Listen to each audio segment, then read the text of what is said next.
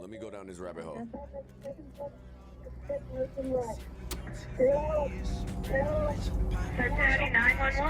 Hey Bruce, when can we get some more streams around the house? I miss seeing the decorations and she. We'll see, It's bro. 3:16 p.m. on April 10th, see. 2018. I'm A about to cook for 911 y'all. operator receives a call from 16-year-old No, Hoes Blue, Kyle thank you for the Plush. Just experienced 13 a months. freak accident. In the minutes prior to this call, Yo, stop Kyle with all had that just little arrived scary, at bro. a school in Cincinnati, Ohio for a tennis match. He had been driving a 2004 Honda Odyssey, a minivan that featured 3 rows of seating, with his gear for the day's match being stored in the very back. In order to retrieve it, Kyle climbed to the back of the vehicle and reached over the 3rd row seating, extending his body as far as it could go Dexter. in order to grab his equipment, when suddenly, the seat's folding mechanism was engaged, causing it to collapse into its storage position, taking Kyle with it. No, bro. No. Oh my God. Bro, what?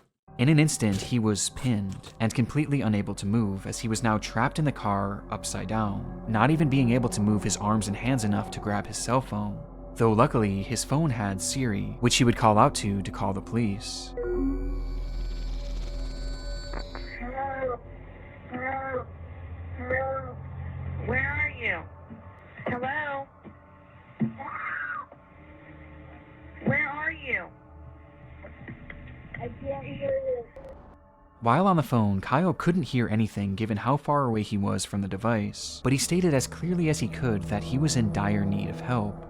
Due to the position he was stuck in, he was already struggling to breathe, and he knew he was likely not going to survive much longer, which he made very clear to the operator. I'm in desperate need of help. Hello? I'm gonna die here. Less than 1 minute later, the call would cut out. In the recording, Kyle clearly portrayed to the operator where he was, that he couldn't hear her, and that his life was in danger, which prompted her to immediately send a patrol car over to the school in search of him. Though, inexplicably, she never told the officers that Kyle believed he was going to die. Oh my gosh. What? Man, RP Lil Kyle, man.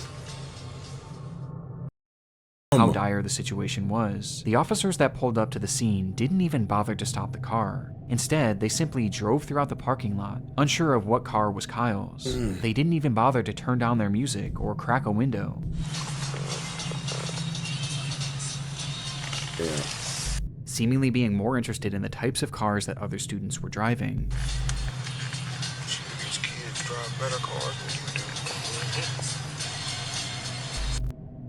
As officers continued their half-hearted search, another phone call would be made to 911. It was Kyle, whose tone was now drastically different.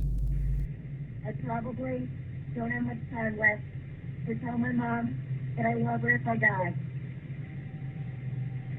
This is not a joke. After Kyle says his goodbyes, he tries one more time to relay what was happening, this time providing the parking lot he was in along with the exact make and model of his car. This is not a joke. I'm trapped inside my gold Honda Odyssey van in the software parking lot of 7 Hills Beth. Send officers immediately. I'm almost dead. At this point, officers were still in the parking lot looking for him. Help was literally just a few feet away, and on top of this, the operator was also able to get a ping from Kyle's phone, which gave coordinates to his exact location within just 5 to 10 feet of his vehicle. And yet, the dispatcher never passed this information along. As Kyle remained on the line fighting for his life, the officers on the scene would pull out of the parking lot, close their report, and carry on with their day, stating, "I don't see nobody." Bro! Which I didn't imagine I would. With this line making it apparent that those involved with the case never actually believed this situation was real, and instead viewed it all as a hoax. Oh my gosh. Oh my God. So it's like the seat is positioned right directly Just onto this minutes person's later, chest. Kyle would go quiet, and the phone would disconnect for a final time. It would take 6 hours for that trunk to be opened, and not by the police, but instead by Kyle's father, who had no idea that any of this had taken place, seeking out his son's vehicle only to find Kyle flipped upside down in the trunk. He had been dead for hours. Despite the circumstances, Kyle did everything right. He remained calm, he was respectful, and he described exactly where he was and what his car looked like. And yet, the police never really bothered to take his case seriously, instead believing that this was all just a prank. And had the dispatcher simply relayed how serious the situation was, and had these officers just gotten out of their car to look more thoroughly, Kyle Plush most likely would have survived. Oh my goodness, bro, that's crazy. As a result of the mishandling of Kyle's case, his parents, Jill and Ron, were awarded a $6 million settlement with the city of Cincinnati. Man, I thought that nigga was Adam Silver. More importantly for the couple, they vowed to do their part to assure that mishandled 911 calls of this nature never happen again, as they've gone on to consult with various emergency call centers to tell Kyle's story, somehow taking this horrible accident and selflessly turning it into something positive for the rest of society. Today, these phone calls remain relics of a grave error made by law enforcement, and a life that never should have been lost, with these recordings now being forever immortalized in the internet's darkest corners. This piece clearly shows the metamorphosis possible using computer graphics. We're going to play a game! Is it hide and seek? Yes, it's hide and seek! I am sick and devastated.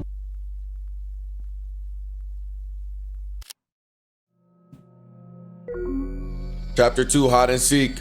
Lock in. It's April 4th, 2020. Uh-oh. A man living in Baltimore, Maryland goes live on his Facebook page announcing that tonight would be another one of his famous game nights. At this time, the COVID lockdown was in place all across the United States, and practically everyone was cooped up indoors, with little opportunity for real socialization. But for 24-year-old Ernest Wilson and his friends, this didn't stop them from having a good time.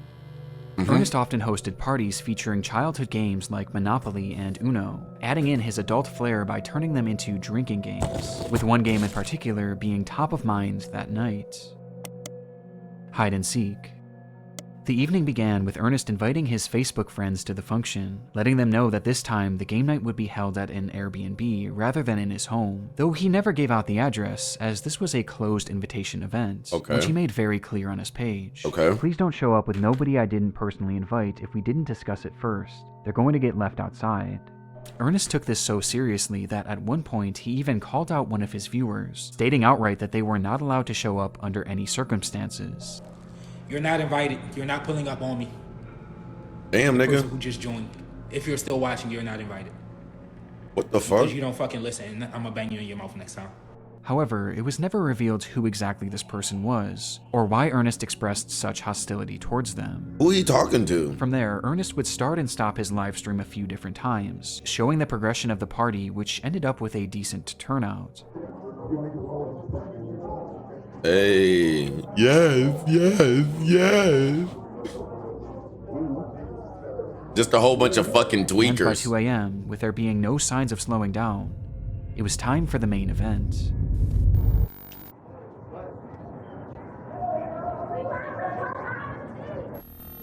About to play hide and seek.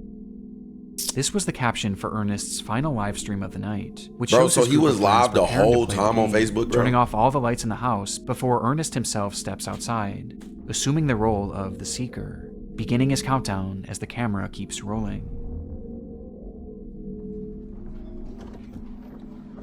1, 2, 3, 4, 5, 6, 7, 8, 9, 10, 11, 12, 13. I can hear y'all. 14, 15. I can see y'all. 16, 26, 27, 28, 29, 30. Because I'm tired of fucking counting.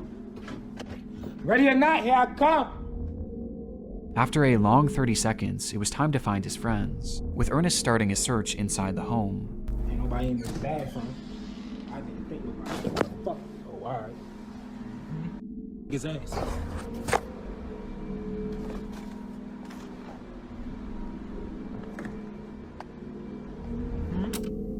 Until he notices something. Next time they on y'all ass. Down here. The front door locked. Dumbass. I'm on your ass. According to Ernest, someone was trying to get in through the front door, unaware that he had just locked it. And assuming that this was one of the people he was looking for, he took off to the backyard, believing that's where he would find them. And sure enough, he did. 1, 2, 3. Who the f is that, G? I don't know. Get your dumb ass on the other side of this gate. Who the fuck?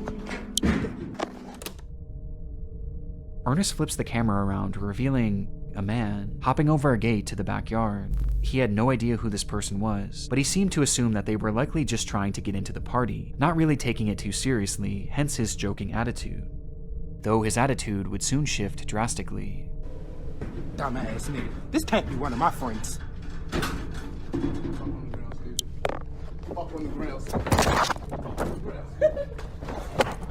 Hey, Pride! Pull that shit up!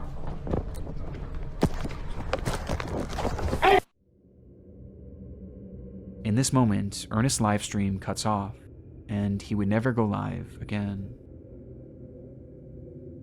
According to those at the party, this unknown man hopped the fence and brandished a gun, stating that he was there to rob the place, being followed by one other person whom the group also failed to recognize. Ernest tried his best to run, but was eventually caught in the house, where after a few minutes, and for reasons unknown, the man seen hopping the fence fired his weapon, striking Ernest twice and ending his life. The killers quickly fled the scene without harming anyone else, or seemingly without even taking anything. The footage is highly disturbing, knowing that we're witnessing the final moments of a man who was just having some fun with his friends. But what makes this so much darker is that we have no idea who this person is, or why they did what they did. Even after 4.5 years, Ernest Wilson's killers have yet to be identified. Detectives working on the case have theorized that this was likely a robbery gone wrong. Twin, I just came back from a 3-man. Hey, yo. As to put it bluntly, he was a drug dealer. That boy just came back from a 3-man. He showed off huge amounts of his product, including during a live stream he did on the very day of this party. And also on the same day, Ernest had made a post about how much cash he had on him, essentially putting the target on his back. Dude. Online, some have theorized that this botched robbery may have been committed by the person that entered Ernest's livestream earlier that night, which caused him to have that intense reaction. You're not invited. You're not pulling up on me because you don't fucking listen. I'm gonna bang you in your mouth next time. Though to my knowledge, this person has never actually been tracked down.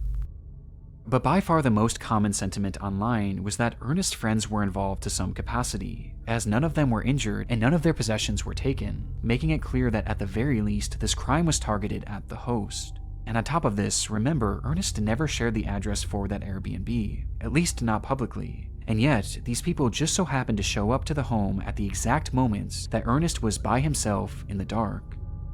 And perhaps most chillingly, as the robbery is unfolding, you can hear one of Ernest's friends chuckling in the background. This can't be one of my friends.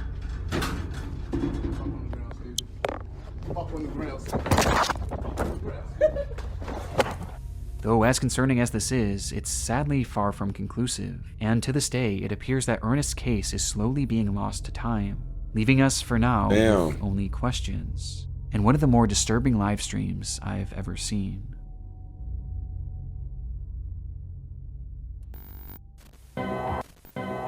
And now, these messages. Before we dive into our next case, I want to first thank today's video sponsor, Factor. I'll admit it, I have a very bad habit when it comes to ordering food, and several others discussed throughout the series. Live streams are often a hotbed for disturbing moments online, and when researching Ernest's final stream, I came across yet another example of just how dark things can get when the cameras go live. Chapter 3. It happened on January 22nd, 2017, when a 14-year-old girl named Naika Vinent went on Facebook Live with a caption. Let's also thank you for the 3 months. Appreciate you. In the stream, Naika discussed how difficult life had been. Throughout the years, she had been placed in and out of countless foster homes, where her treatment ranged from poor to straight-up abusive, with this constant mistreatment leading her to just want it to be over already. And based on the title of the stream, it was clear what her intentions were going to be. Damn. As the livestream progressed, hundreds of people flooded into the video to see what exactly was going on, as word quickly spread that something horrible was about to happen, though you wouldn't know it by looking at the chat. According to many watching, those in the comments had no sympathy for the girl, as many actually mocked her, calling her names and even commented laughing emojis, as she desperately tried to open up. with those same commenters viewing this not as a cry for help, but as a cry for attention, outright pushing her to carry on with these intentions. And tragically, she did, all while the camera remained rolling. Damn! However, even after she followed through with this, the behavior of her chats didn't stop. Whether they assumed it was fake or just didn't care either way, the hateful barrage of insults actually got even more vile once she had obviously passed away. And this went past just words, as people who knew her actually began making parody videos of the girl, replicating the position she was dead in, all while her livestream continued running. It would take over an hour before police would finally be called and retrieve her body, with the stream being shut down by Facebook shortly before. It was an awful situation all around, but what I found most saddening about this was her final reason for doing what she did, as she stated simply that she just wanted to be with her real mother, who she loved so dearly. And this was something that seemed to be the plan all along, as her mother, Gina Alexis, claimed that she too desperately wanted to be reunited with her daughter. And following her daughter's highly publicized death, Gina actually came forward at a news conference to discuss the tragedy. Her biological mother broke down while speaking about her daughter's death. She dreamed of one day being reunited permanently. I have trusted Florida foster care people to care for my baby. Where she blamed the entire foster care system for everything that had happened, believing that they didn't do a good enough job of keeping her daughter safe, and they failed to try and reunite her with Naika.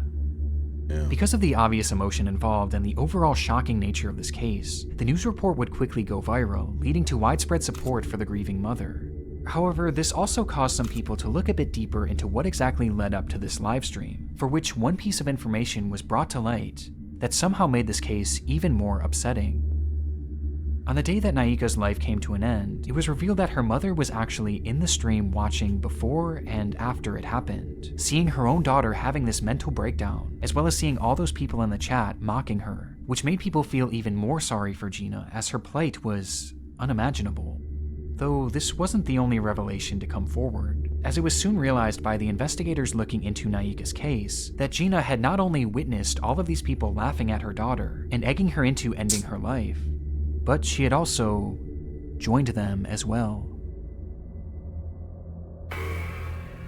Hashtag Wow. ADHD games played, you sad little DCF custody. That's why you are where you're at. For this dumb shit and more, you keep crying wolf. You dead, you will get buried, life goes on after that doesn't listen to their Wow. parents, trying to be grown, seeking boys and girls' attention instead of her books. In a live stream where one of the last Wow. things Naika ever said was that she desperately wanted to be reunited with her mother, that same mother was not only watching, but actively pushing her to follow through on her plans, Wow. leaving this comment where she outright says that it doesn't matter if you live or die, Wow. life goes on. Wow. And it got even worse. The media also discovered that the reason Naika had been removed from her custody to begin with was because Gina had beaten her 30 plus She's a times with a fucking belt lunatic, when bro. she was only 6 years old. Fucking lunatic, On top of this, Gina bro. often texted Naika saying that she wanted nothing to do with her, despite the young girl frequently reaching out and begging to be part of her life. Eventually, Gina would tell Naika's caseworker that the girl is y'all's problem, Wow. I'm done with the games, before sending Naika middle finger emojis when all she did was ask to see her brother. Arguing with her child And like this she's is all a amongst other things that grown-ass are far adult more or something. horrendous that I really don't want to get into. And yet, after Naika's death, Gina had Literally the doesn't audacity to deserve go her. on television in an attempt to garner sympathy for a death that she clearly contributed to, saying that all she wanted was to be God the send girl's her mother, an angel, and despite she rejecting look her at at bro, every she's turn. a fucking And devil. honestly, this is where I thought this entire story would come to an end, until I noticed something strange when I was editing this video. Naika's Facebook page is still active. It's no longer posting anything original, but instead, the account is consistently reposting content from another page, a page run by Gina. After Naika's death, Gina seemingly seized control of the young girl's Facebook account, where she now posts her own content, which includes her attempting to defend the fact that she gave up on Naika. Tell me what mother would accept a 13 going on 14-year-old in and out of detention centers, going to jail or getting arrested while in foster care. As well as her responding to those who blamed her for her daughter's death. People be like, you heard the rumors going around about you? And I did. But they forgot to tell you one thing. That I don't give a fuck. Huh? What's my name? My first name is Very Much. My last name is Unbought. and even some posts where she's promoting her podcast, as it seems that after all this, Gina's actually trying to carve out some sort of career as an influencer, as she posts videos garnering sympathy for the loss of her daughter, along with giving out parenting advice. Like, there's so much stuff that parents need to do for their child that they're not motherfucking doing. Bro. They're not paying attention. Yo, bitches are stupid, bro. I'm sorry, y'all. Yo, what the fuck, bro? They're taking the easy way out.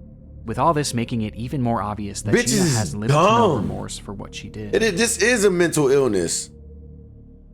Literally. What the fuck? On the 11th of June 2009, a young man named Eugene Latta took to an urban exploration forum and wrote in broken English, "Hello, I'd like to tell you about Odessa catacombs. Shit. Odessa is not far from the capital of Ukraine, Kiev. Under Odessa consists the biggest catacombs in the world. Their total length is more than 2,500 kilometers, so these catacombs are much bigger than the Paris catacombs. During World War II, a lot of citizens were hiding in the for the catacombs. follows, y'all. A lot of them used to live there for a year and more, so even today it is possible to find weapons, equipment, and even dead bodies.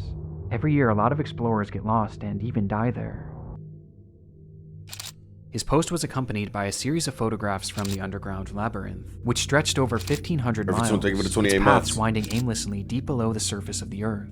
The structure was mainly the result of limestone mining many years ago, though despite this, it was never properly mapped, and was, conversely, not often explored, essentially being a pitch-black maze to nowhere.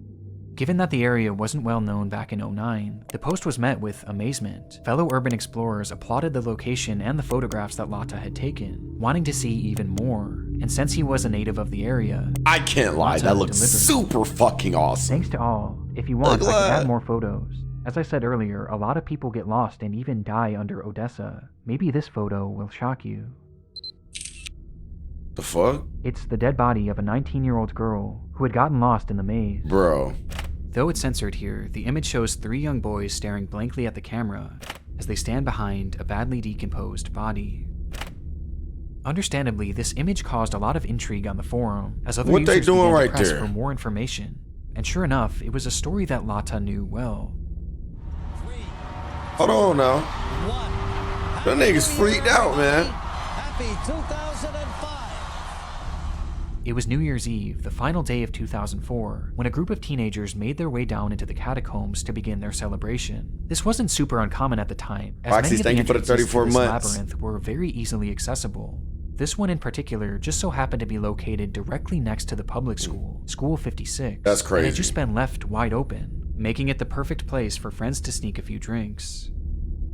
As the group began to grow more intoxicated, one of the girls wandered off in search of a place to relieve herself. However, she apparently took one too many turns and soon found herself completely alone. She cried out, but the tunnels were just too complicated. Each step she took led her more and more into obscurity. Her friends tried to find her, or maybe they didn't, we really don't know. But in their drunken state, they left the tunnels without their friend, and never went back to find her. No! If she did have a flashlight, it wouldn't have lasted long, and for days she likely wandered deliriously through that pitch-black maze. Until, after what was likely at least 3 awful days, she passed away, with her body being found approximately 3 miles away from the nearest exit. And looking at one of the only attempted maps of this tunnel system, she never stood a chance. No, I'm not gonna bro! Perhaps it was dehydration or... Fuck is this, Maze Runner? But according to some, based on the photo, the corpse appears to have its skull caved in, implying that in a desperate attempt to end her anguish, she may have bashed her head against the wall until she passed away. Her name was Masha, and she was only 19 years old. That is crazy. 3 long months later, in April of 2005, Latta and his group would stumble across the body, immediately reporting their findings to the police. Though law enforcement refused to even try and venture down there in order to retrieve her, as they knew just how dangerous and unmapped this environment was. It would take 2 long years for her body to be recovered, thanks to a friend of Latta writing a strongly worded letter to the government that included a photo of Masha's body. The story is unimaginable. To be trapped in a place like this with no means of escaping, it has to be the absolute worst way to go. And because of the gruesome nature of the story and the photograph, it spread all throughout the online world, where it became a legendary internet mystery, as even with the added context, many were still left with pressing questions. Damn. Were Masha's friends involved in some way with her death? Had they abandoned her there on purpose? And did Lata know more than he claimed? But as it turns out, there was one far more pressing question that needed to be answered. In 2015, a full decade after this photo was January 1st, 2015, what was you doing? Mike Pearl had picked up the case with the hopes of writing a Halloween article for Vice. And in his research, he made a rather unusual discovery, as according to him, Masha seemingly didn't exist. Pearl was never able to find any verifiable proof that a girl named Masha had ever gone missing in that area. Bro, exploring a catacomb by yourself, you're asking to just get lost and die. Either, or even any reports of a body being pulled from the catacombs during this time frame. Something just wasn't adding up, and it got stranger from here. Sometime after the photograph began making its rounds, one of the most prominent explorers of the Odessa catacombs put out a statement on his own website in regards to Masha, which read, "Besides the original photographer, there isn't one person, civilian or law enforcement, that can confirm the story. We believe it is just a practical joke and the corpse is fake." Following this revelation, Pearl was able to track down Lata, who was unable to recount where the body was roughly seen, or even how to get in touch with the other people shown in this photo, none of whom had ever come forward to back his testimony, which makes the credibility of Lata and his story of Masha incredibly shaky at best. However, this is where the crux of the mystery stands today. Yeah. When looking at these photos, one thing is apparent to me and essentially everyone else who has seen them. The corpse shown seems very real. It matches the decay of the bodies found in similar environments, with that one prominent Odessa explorer eventually deleting his statement at some point over the years, leaving the general consensus that this is in fact a real corpse. But if the story of Masha isn't true, then who is this? The fuck? Well, we have no idea. It's entirely a mystery. But the reality of the situation is that bodies being found down in these catacombs isn't totally uncommon. Over the years, many explorers have gotten lost down there and suffered the exact same fate as the story of Masha. But on top of this, these tunnels have also been used by murderers as a dumping ground for their victims' bodies, with either one of these scenarios being possible in this case. Though the frustrating part is that we may never actually know who this person was or how they died, as I and many others have doubts that this body was ever actually recovered, just simply due to lack of public information and news reports about it.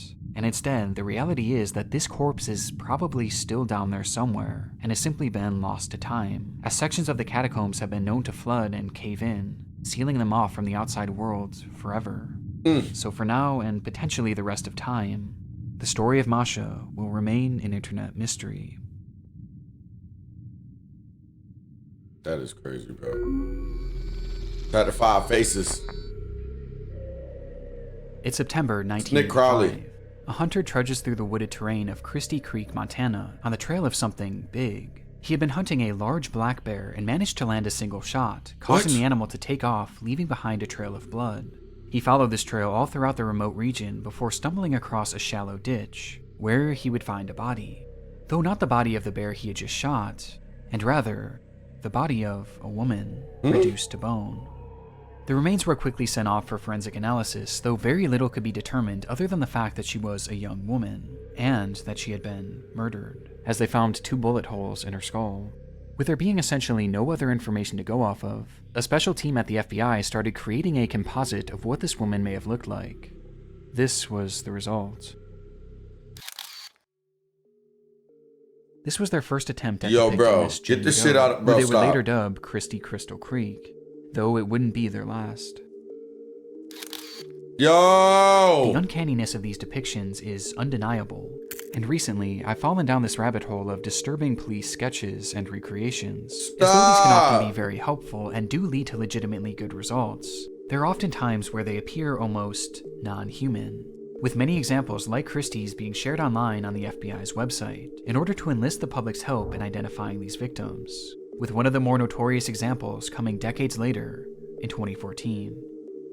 The discovery was made on June 5th of that year, when a group of highway workers were mowing grass in the town of Geneva, Wisconsin, when they noticed a pair of strange-smelling suitcases. Inside them were 2 bodies belonging to 2 women, both in various stages of decomposition, and both appearing to have been strangled to death. Bro. One would quickly be identified as 37-year-old Laura Simonson, while the other was in much worse shape, and distinguishing her facial features proved extremely difficult.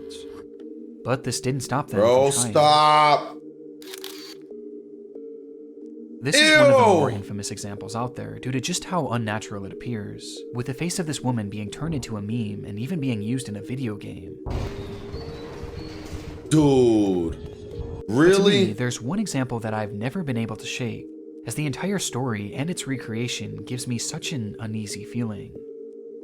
The discovery was made all the way back in April of 1977, when a couple in Alberta, Canada, had returned to their often abandoned cabin in order to empty the septic tank, only to find a body floating inside. Dude. The body was in brutal shape and showed signs of extreme torture, as the man had been beaten, mutilated, burned with cigarettes, and even shot multiple times. And due to the condition of the body, it was impossible to identify him, though regardless, a recreation was made, and using a computer model of the man's skull, they slowly pieced him together.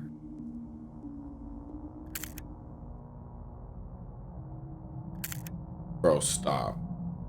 Stop. Honey bun looking at nigga. Yo. Stop. What the fuck? He would later be dubbed Septic Tank Sam. There's something so depressing about these composites, as these are real people with real stories and real names, that have been reduced to these horrifying images and tacky nicknames. But there's another side of these police sketches too, as when dealing with victims it's obviously incredibly sad, but when dealing with suspects, these off-putting identities can be outright horrifying.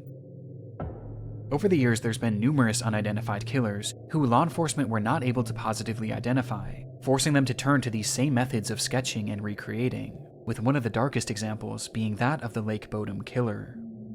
It was June 5th, 1960. 4 Finnish teenagers were on a camping trip to Lake Bodom, sleeping peacefully in their tent on the lakeshore, when suddenly they were attacked. It happened in an instant, as a man yielding a knife began stabbing through the tent, eventually bludgeoning the group with an unidentified blunt object. That night, 3 of the teens would be killed, while one managed to survive with substantial injuries. When asked about what he had seen that night, the lone survivor claimed that the man who attacked them wore all black and had large red eyes. Based on his accounts and other potential sightings, a sketch of what this man may have looked like was made, and the results were unusual at best. Oh my fucking god. With this man going on to garner the appropriate nickname of Bug Eyes McLip due to just how unnatural his facial features appear, especially his eyes. In fact, there's something unnatural about all of these recreations, which begs the question, did any of them actually work? Well, surprisingly, out of these 4 people, 3 have been identified.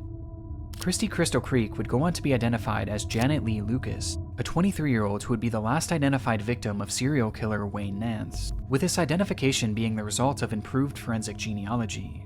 Wait, the Crystal second Creek and most is from notorious Jason. example would go on to be identified as Jenny Gomez, who had been strangled by Steven Zilich, a man dubbed the Wisconsin Suitcase Murderer. And despite this recreation appearing to look nothing like Jenny, it was actually the sole reason that she was identified, as one of her family members ended up recognizing these overpronounced cheekbones and matching them to Jenny. And then there was Septic Tank Sam, who was revealed to be Gordon Edwin Sanderson, thanks again to genetic genealogy, as a sample of his sister's DNA was eventually used to prove that this was in fact him, though it's still unknown who killed him or why. Wow. Which leaves just this final person, the killer of at least 3 people. He, unfortunately, has never been identified, and this isn't too surprising as the features of this person just seem impossible. He just looks far too strange to be real. Right? Well, even though he hasn't been positively ID'd, it doesn't mean that he hasn't been potentially photographed. Shortly after the teens were murdered, a funeral was held in their remembrance, for which a large crowd of locals were in attendance, with this photo of the crowd being snapped. And standing there, in the center of it all, was a man whose features looked impossible. That's literally him. This man would never be photographed again, and his connection to the case has never been officially confirmed, leaving these murders unsolved to this very day. That's crazy. Damn, that's Get Smart School Boy 9's fat ass off my fucking screen now.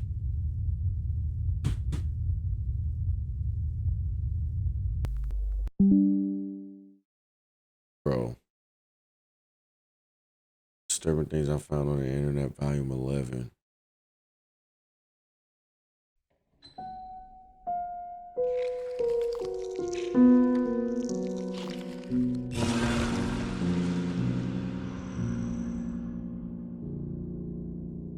Lazy Masquerade. Chill, bro. It's almost Halloween. I'm too grown to go trick-or-treating. Let me have this. What? Why is this nigga... Switch media. Whether you're familiar with the term or not, if you grew up in the golden age of the internet, then chances are you've fallen victim to it more than once. It's that classic trick of a link, video or website, promising one thing, and then delivering something else entirely. Usually something annoying, disgusting, disturbing, or even virus-infested. To give some examples, on the lighter end of the spectrum, we're talking things like rickrolling. The next tier up would be those seemingly innocent videos and flash games that gave us all our first heart attack. Bro, the KFC commercials, fuck this game. or the maze game, for instance. The next level above that would be the so-called unholy trinity of the internet: Goatsy, Tubgoal, and Lemon Party. But at the very top of that totem pole of depravity were websites like women'salliance.xyz. Created in October 2020 by His notorious voice kind of internet does sadist make it less scary. Obok That's what I was about Meatcon. to say. It's like, he doesn't have the voice for the scariness, you know? I don't know. Not that scary. Let me go to Nick Crowley. I'm not really intrigued by the storytelling of his, you know? Darkest moments in TV history. Oh, wait. Hold on. Nah, hold on. He got that shit, bro. I kind of want to watch this. For the internet's darkest corners for.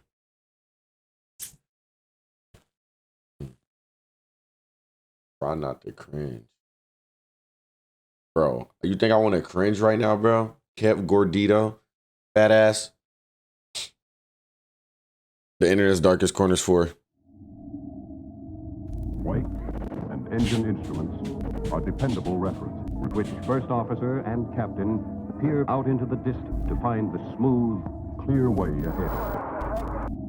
August 31st, 1988. Damn! An airplane sits motionless at the Dallas-Fort Worth airport as passengers begin to slowly take their seats.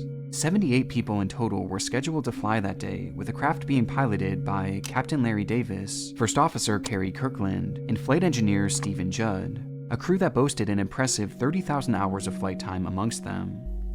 It was a notably windy day for the flight bound for Salt Lake City, Utah, so much so that by the time they had pulled away from the gate and reached the runway, a call was sent down to the cockpit directing them to hold their position for an additional minute. I would have not flown in the plane. More and more well, it's not like I ferociously. could get on the plane, but The in the hold again 80s, left bro. the craft stationary, allowing for a few moments in which the crew members spoke amongst themselves. We forgot something on our first leg today. We forgot to discuss about the dating habits of our flight attendants so we could get it on the recorder, you know, in case we crashed, then the media would have some kind of a juicy tidbit. The voice you're hearing is that of First Officer Kerry Kirkland, who mentions a point that, in passing, seems completely out of the blue, that they should talk about the dating habits of their flight attendants, as it would give the media something to talk about in the event that they crashed. As bizarre as this line sounds, Kerry was actually referencing a separate incident that had happened not even a year before, with that being the crash of Flight 1713. A few seconds of indescribable terror on runway 35 left. Too many people die in an instant. We ask again, why them and not us?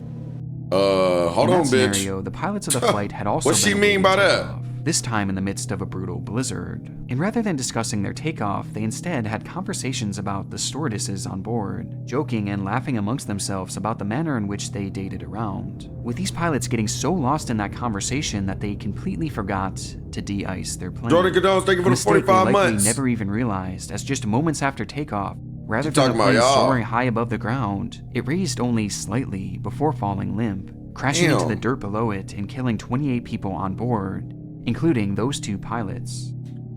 The story made national and international headlines, making it a topical reference for Kerry to bring up, yet also a clearly inappropriate one, as he had failed to notice the irony in his words. Following the crash of 1713, new stricter guidelines were put in place so that pilots would keep their conversation focused on the takeoff process until they were well established in the air. Yet here, Carey was joking around with the crew, not even noticing that he too was creating a distraction. One that sucked in not only one of their flight attendants, but even the captain himself. We were just talking yesterday, about 191 seems to be the classic airline crash that the news media goes for every time. Which led to Carey providing one last bit of gallows humor. Yeah, that Continental that crashed in Denver? Yo! Yeah, they were talking about dating habits of one of their flight attendants. They were real nice. They laughed, We gotta leave something for our wife and children to listen to. He was well aware of just how much the media loved a good plane crash segment. Wow. And unbeknownst to that distracted crew within the cockpit, they were about to give them a fresh story. Bro. Power set. Engine instruments look good. Airspeed's coming up both sides. VR. D2. Whoa. Engine failure. We got an engine failure. Did he do this on purpose?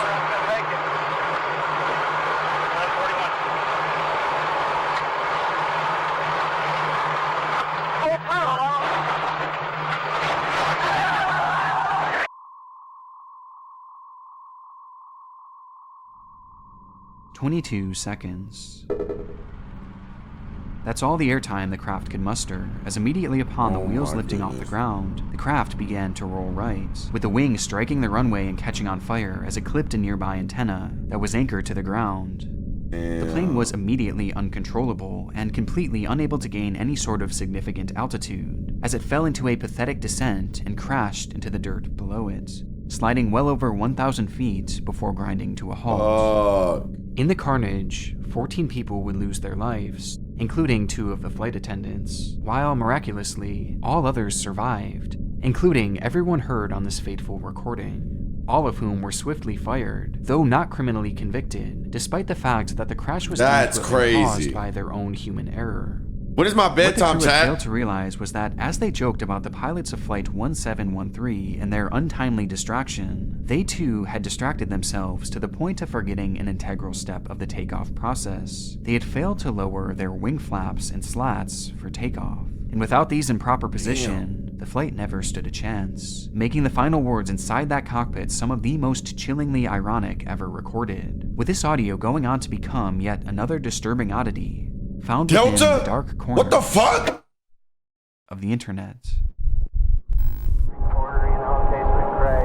I'm gonna die. It's all the way up to my windows. I'm gonna die. What you said this morning? Look me outside the window. Or Before we get into our next case, I want to first thank today's sponsor, Aura. We live in a nigga, I ain't sponsor you. When he first noticed the soundless haze that had moved in all around him. JJ could no longer see the stars or the moon. Chapter 2, Snapchats from the Sky. The world of flying is often a scary and complex one, and our first case shows just how important it is for pilots to properly check their crafts before taking off. Something that, even as a pilot in training, 18-year-old Connor Quisenberry understood all I smell like some Barretto right now. A well-studied student of the ATP flight school, Connor had made it his life's mission to become a pilot, completing a multitude of classes and courses at the school. And by the age of 18, only a few steps stood in the way of him obtaining his private pilot's license, the most daunting of which being the high number of flight hours needed. And so, on September 27th, 2023, Connor was scheduled for a nighttime flight with ATP instructor Timothy McKellar, in which he would pilot a small prop plane on a 3-hour-long Who he journey, voting for? thus bringing him 3 hours closer to that coveted license. McKellar was just 22, a young man himself, and he had not been Timothy's usual instructor, but that day he was the only pilot available to assist Connor. In fact, it was the first time the two had ever even flown together, and it was clear from the get-go that it was probably going to be their last. Recognizing the importance of checking over your plane before takeoff, Connor had begun performing a lengthy check of the craft to ensure that everything was in working order, exactly what most instructors would probably want to see from their students. But apparently not McKellar. as unbeknownst to Connor, his flight instructor had pulled out his cell phone during his checks and recorded the following video for his Snapchat. Me and this student would not get along if he was my full-time student. I was seen faster at the Special Olympics. What the fuck? Really, dude? The post was scathing, and despite the student pilot not doing anything Snapchat user GG. McKellar seemed displeased at the speed at which Connor was operating, telling his friends on Snapchat how glad he was that Connor wasn't his full-time student, and that he'd seen faster movement at the Special Olympics. Why he put him on Snap like that? It was clear that McKellar wanted no part of this flight, and that the two could be in for a long, tense evening, with McKellar's passive-aggressive attitude only continuing on from here.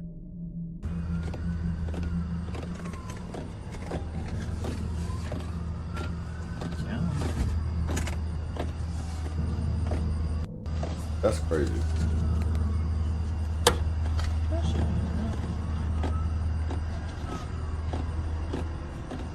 Bro's just putting pressure on him. The caption here sheds more light on why McKellar seemed so frustrated. As he typed, "I don't have to be up at 4:30 a.m. tomorrow or nothing. Let's take our sweet-ass time and have a conversation instead of getting this 3-hour flight done." But that frustration obviously can't excuse his comments or his demeanor. As in this scenario, he was the teacher, there to support and mentor Connor. Literally. Yet instead, he was lambasting him behind his back on social media, and making it apparent to the young student that he was being a burden, as he tapped his fingers obnoxiously on the plane. And these posts continued from here. They're as flying the next Snapchat together. shows that the two had finally made it inside the craft and had now taken off.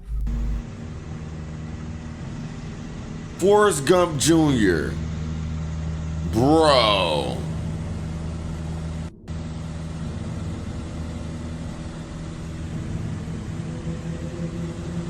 Now obviously there's a lot of context missing here. It could have been possible that Connor had said something that irked McKellar, or that he was just not being responsive to any advice given. But this seems to be immediately disproven by yet another Snapchat that McKellar posted. 1.6 hours into the flight of me giving it to him straight up. "Forrest, I don't mind you being hard on me, I know I need it." Me thinking to myself, did you really think I cared if you minded? But what I actually said is that we're flying planes, not driving cars. We can't have these weak areas this far in the game. What? The caption seemed to confirm that Connor was clearly trying to learn and get better, since after all, he was just a student and only 18 years old. But this didn't matter to McKellar, and unfortunately for Connor, this nightmare of a flight was about to get much, much worse. Oh my goodness. Headed our way like a group of pissed off hornets, McKellar posted, accompanied by a screenshot of a weather radar showing heavy rainstorms in the direction in which they were headed. This was the final post ever made to McKellar's Snapchat, GG. as moments later, the small craft would lose contact with flight control and disappear into the stormy night sky. Oh my goodness. It wouldn't take long for the plane to be found, or at least what was left of it, as using the final posting from Timothy's Snapchat story, a search team was able to track the craft down to a wooded area behind a church, with the flight having ended in a terrible crash due to the turbulence from that storm. And inside that mangled mess of steel were the bodies of Connor Quisenberry and Timothy McKellar. What? Neither of whom survived the impact. With Connor's final night on this earth having been spent facing intense ridicule both in real life and on social media, making these Snapchats some of the more depressing content out there on the internet.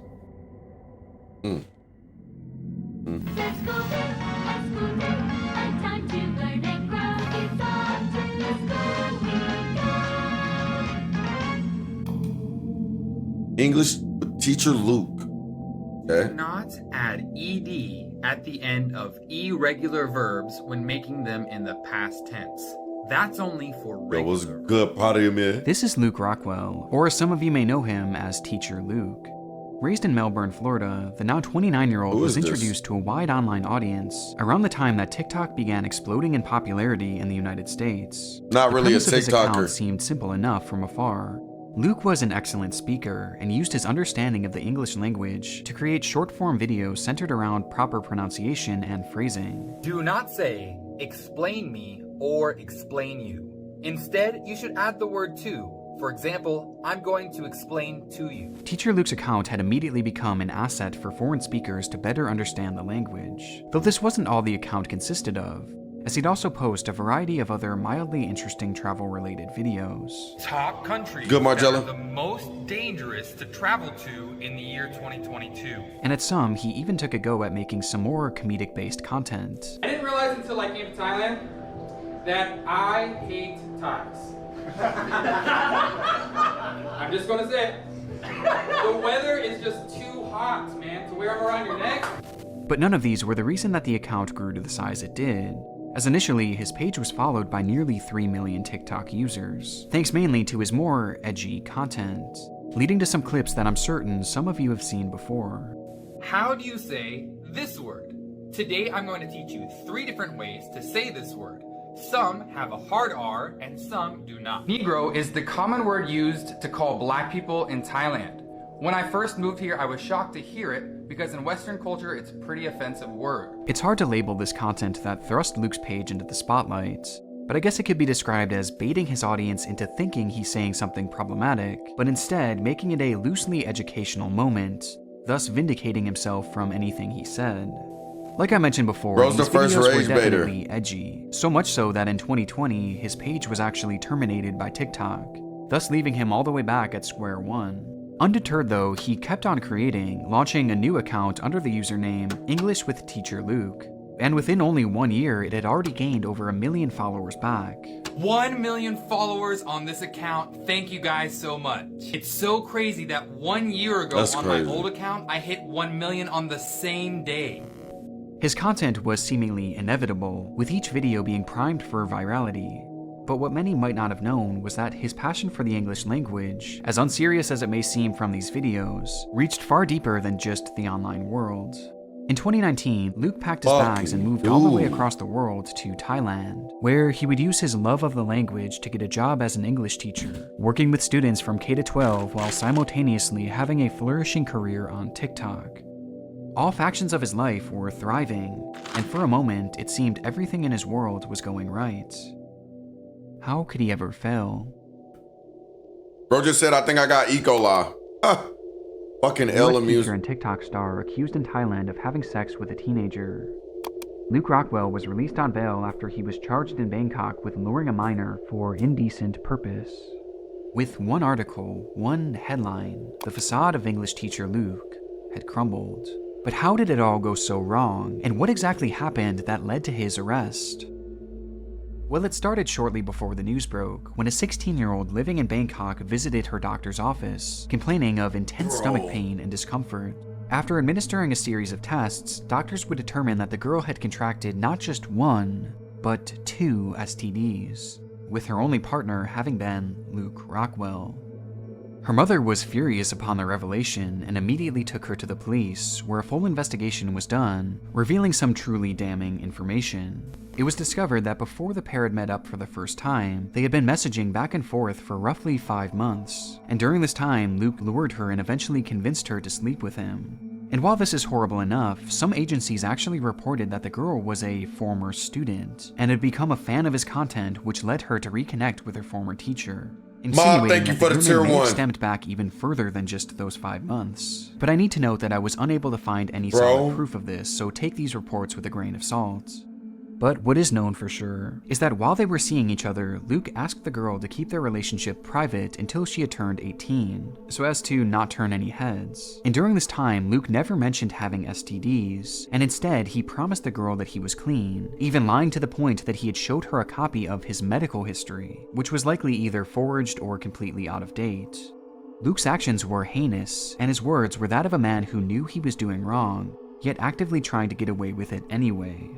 And if all these charges weren't horrible enough, the investigation into Luke revealed one final proverbial nail in his coffin, as the investigators had discovered undeniable proof that these alleged encounters had taken place. Proof that came in the form of video recordings that were all done without the victim's knowledge. Following the discovery, Luke was arrested and his TikTok page was removed once more. But despite the evidence for these charges lobbied against him, it appears that Luke isn't actually in prison, at least not yet, as after quickly making bail, some internet users claim that they've seen him around Bangkok, enjoying his life and acting as if nothing happened, even posting stories on what appears to be his secret private Instagram. Guys, I was unable to find any updates outside of this, making it unclear whether Luke is still on bail, if he's been taken back into custody, or if he ended up beating the charges. So for now, it's uncertain how I Luke's story expected a will way end. worse ending. But it's still disheartening to know that his presence is still looming out there in the shadowy corners of the online world.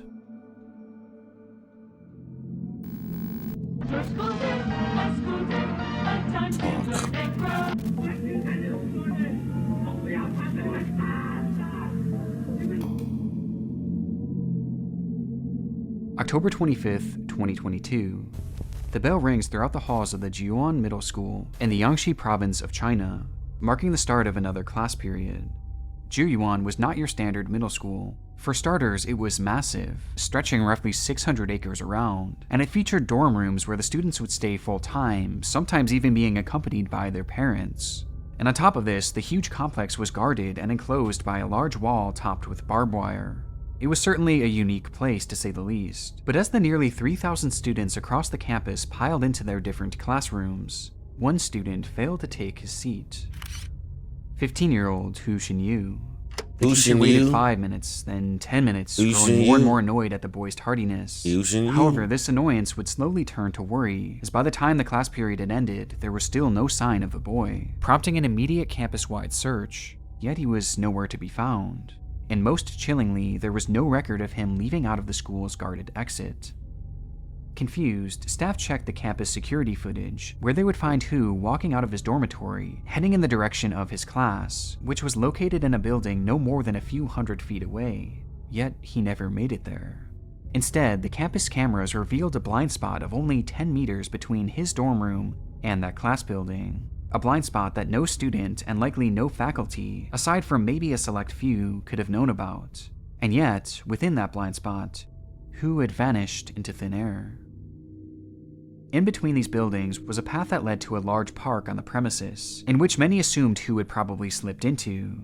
But when police checked the area with their tracking dogs, their search yielded nothing. Damn. So they took things a step further, this time doing a deeper search of the campus itself, even looking into septic tanks and water tanks, checking every square like Hunter inch. x Hunter. But again, no trace of the boy was found. All they could uncover was his cell phone and other personal belongings that were left behind in his room, with the only object of his missing being a small recorder that he had purchased a few days before.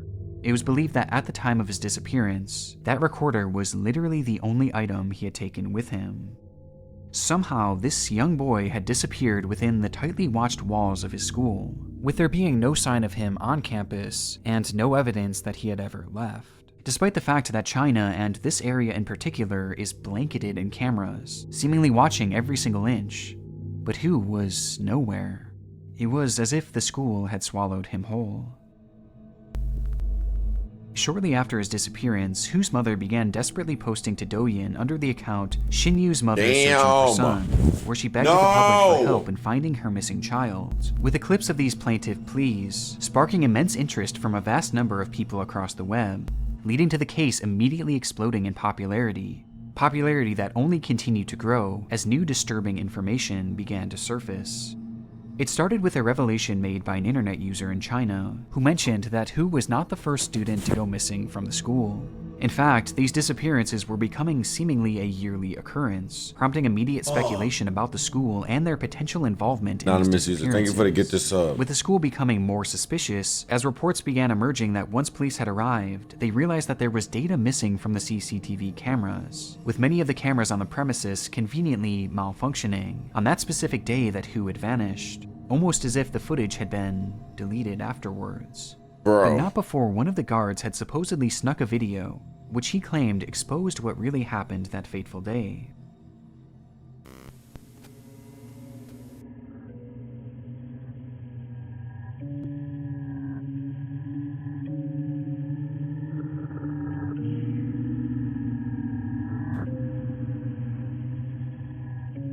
I'm not sure if I'll be able to show it here, but the grainy CCTV footage shows what looks to be a young boy, lying limp before being placed onto a stretcher and carried away, with many online taking the clip and running with it, claiming adamantly that it was Hu and that he had clearly been kidnapped. And this wasn't the only supposed recording of the incident, with the other evidence coming from the recorder that Hu had been carrying. But although at this point the device was never recovered, one internet user claimed that it featured a cloud storage system, in which he was able to hack into and access Hu's final recording from that day, with this clip being even more disturbing.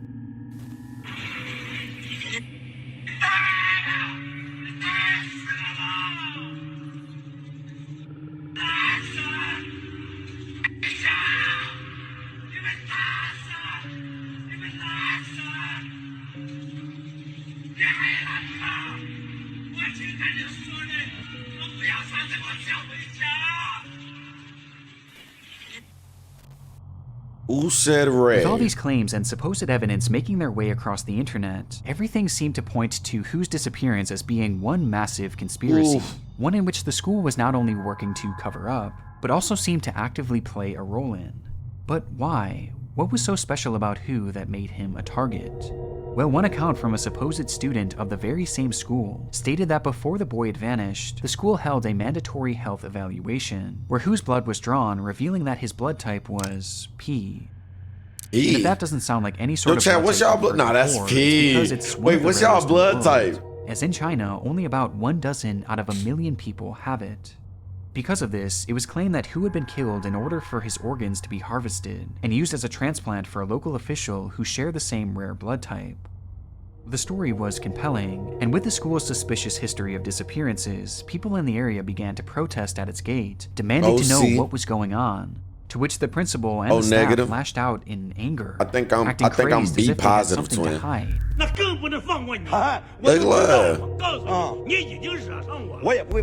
Which only added further fuel to the fire. And with all these disturbing accounts and details coming out from all across the web, the fire raged more and more intensely as the theories grew wilder and wilder. Until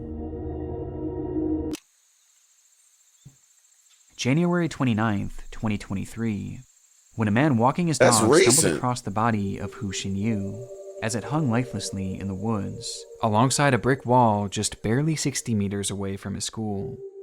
Next to his body was the voice recorder that had multiple audio messages stating his intentions to end his own life, which was done using his own 2 shoelaces. In the time since his body was discovered, lots of new information has been brought forward by officials who sternly stated that both the recording and the video of Hu had been completely faked, along with a variety of other details that the press had leaked, and that an autopsy revealed that he had no injuries other than those that were self-inflicted, and most importantly, that the body included all of its organs.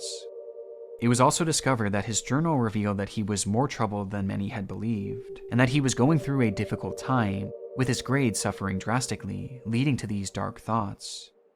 The whole case was honestly a mess, and especially the coverage during the height of its popularity, as it's now clear that people were simply making up stories and even evidence, which the media ran with without question, leaving us in a strange place where it's impossible to tell which stories and which details were actually real. But to this day, the case still remains polarizing, with many continuing their suspicion of the school and their involvement, with the most common argument being that the school had been searched over and over and over again, and yet no one saw the body. Along with this, many have taken exception to the idea that Hu could have carried this all out with just his shoelaces, as he was there for over 3 months. Could they really have supported his entire body weight for that long without snapping? Well, some people actually tested out the strength of these shoelaces to see for themselves, leading to various degrees of success. Why are they doing that?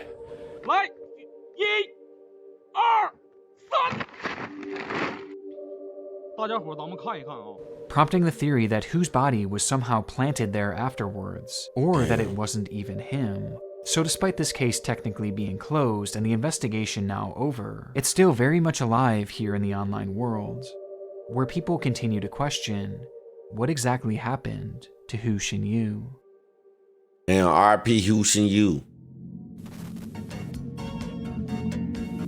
Damn. Take a look at Dewey's Rules of Water Safety. Now, if you ever find yourself in trouble in the water, relax. If there's an emergency, go to the nearest telephone and dial 911. RP Hu Xinyu. Good. Not Hu Xinyu, Hu Xinyu. 47-year-old Deborah Stevens was making her way through her typical route delivering newspapers, when suddenly, the skies opened up, dropping down a historic flood on Fort Smith, Arkansas. But knowing she had a job to do, Deborah pushed on, dodging closed and flooded roads in an attempt to get to her usual paper route. A risky decision that proved costly, as upon attempting to take a new path behind a set of apartment buildings, Deborah's car would be swept up into the floodwaters, pinning her vehicle against a set of trees. And in a panic, no, I'm not laughing. Bro, I'm laughing at the chat.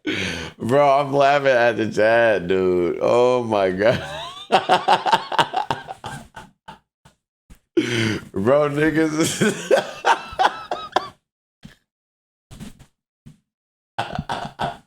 Yo, bro, it's something wrong with you. Bro, it's who's in you, bro. What you mean, who's seen you? Stop, bro. Nigga said what we do. Yo, bro, dude. Yo, bro, Divine Clips. I'm dead about to make you. I'm dead about to make you for 5 minutes. Like, bro, 5 minute timeout, bro. Like, you're doing way too much. Flooded over here on the end of Kincaid, and it's all the way up to my windows, and I can't get out, and I'm scared to death, ma'am. Can you please help me really bad? I need you to calm down. I need you to tell me where you are.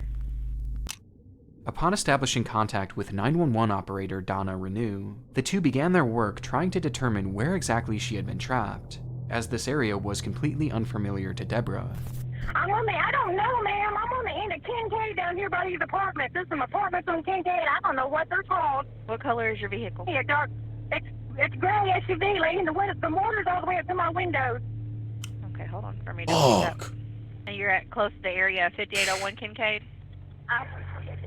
Yes, why did they deep fry that? The urgency of the situation is clear just by hearing Deborah's voice, as she pleads with the operator to send someone out to her as soon as possible, recognizing that the water was likely going to consume her in the following minutes, leading to Deborah growing more and more panicked. Please send somebody fast to get me. I'm scared. Okay, listen I can't swim. I can't swim. Oh no, no. You're not gonna drown. Just calm down.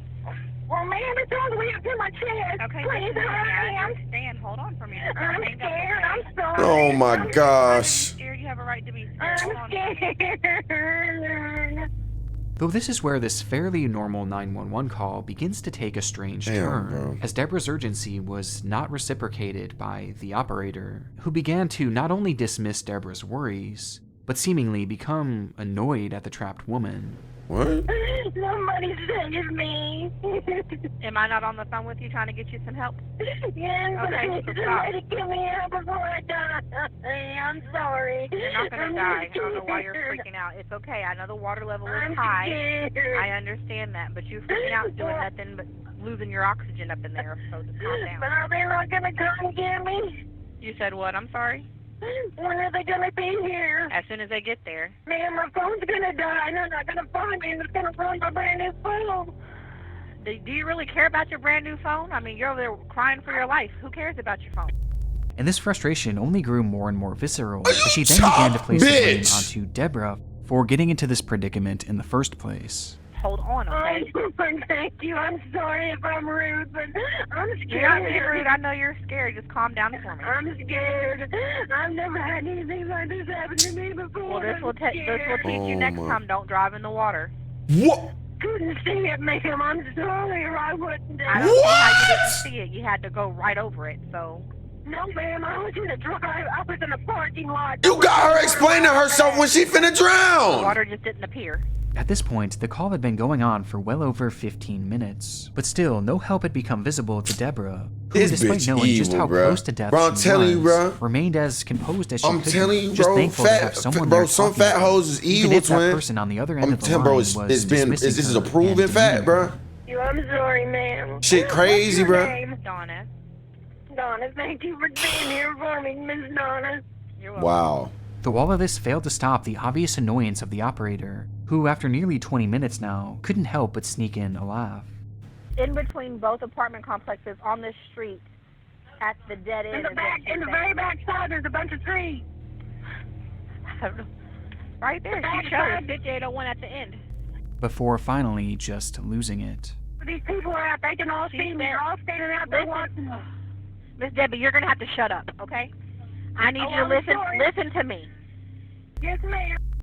The whole call had been leading up to this moment, as Donna's frustration had finally boiled over, as she straight up tells the helpless woman to shut up. Though despite this demand, Deborah couldn't keep quiet for long, as the situation that was teetering on the edge of life and death suddenly collapsed. It's helping me pin your location, so don't hang up on me. Look at deep fried Deborah. Not Deborah, but her. Look at her, bro. Tell me where it's going. Wow. What the no? Okay, tell me where you are. Wow. Wow. Listen to me, hold on. I'm on the phone with her right now. She is legit freaking out. She said the vehicle is now moving in the water and she doesn't know which way it's going, so stand by. Okay, stop. Bye. Okay, stop. Bye. Okay, stop. Bye. Okay, stop. Bye. Okay, stop. Wow.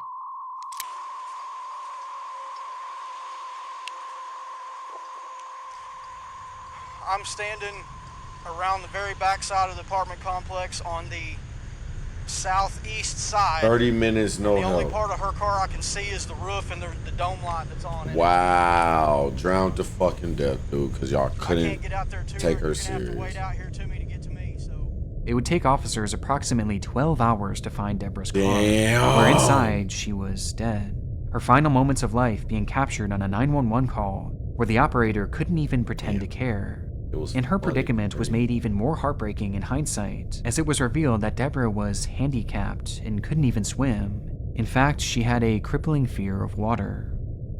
Following the release of this dispatch call to the public, heavy criticism was immediately placed onto Donna Renew, with hundreds and thousands of people signing petitions calling for criminal charges to be made against her. But no such charges were ever made. In fact, she wasn't It's even okay, bro. She fired gotta for live long, with that fucking because this was her final turkey shift neck of a anyway. neck of her. She had submitted bro. her 2 weeks notice exactly 2 weeks before, and this just so happened to be her BP final Nation, shift, thank you for the which 2 perhaps months. explains her attitude. And with one last cruel twist to the story, just 3 weeks after Deborah's passing, her mother Nancy would pass as well, with family members claiming that it was due to a broken heart and the stress caused by the ordeal. Though despite this and the fact that Donna Renew has never apologized for her actions, Deborah's family has gone on to forgive her nonetheless, with this amazing act of virtue shining a faint light on one of the darkest cases I've ever come across. Damn. Rest in peace.